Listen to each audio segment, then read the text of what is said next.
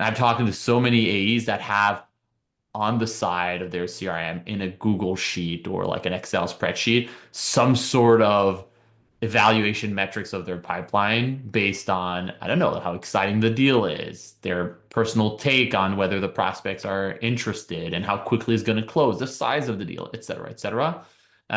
I think whether you use your own kind of handmade or bootstrap version of it, or you use a tool, the likes of a pod, so to speak, to help you better prioritize, being able to understand what deals are more exciting than others, which ones are at risk, which ones are exciting and strategic and might close quickly, ultimately help you to be a lot more thoughtful and deliberate about where you want to spend your time.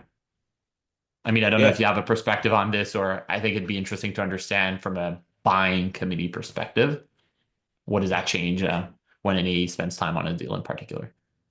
100%. I mean, I think in terms of the buying committee, again, because that sales cycle is so drawn out, it is Yeah, important to know where to direct your time and your yeah, attention and to direct that on the right things. The stakes are so much higher. Obviously, the reward is so much higher potentially. The mhm, deal size is a lot bigger. But then if that doesn't come through because you've been taking the wrong actions or you've let something slip through the cracks by not prioritizing it, as we're talking mhm, about right now, yeah, that's a lot of time invested in something that ultimately results in the same net zero outcome.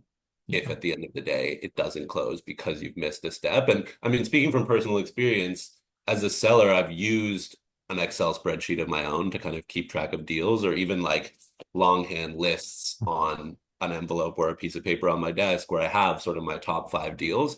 And that's fine from an individual perspective, but I think companies need to be taking more ownership over these things to standardize the process because, again, the risk is so much higher. If you're not yeah, ensuring that reps are dedicating their time, you're sinking one of your biggest costs, salary, into someone spending 7, 8, 9 months on zero return.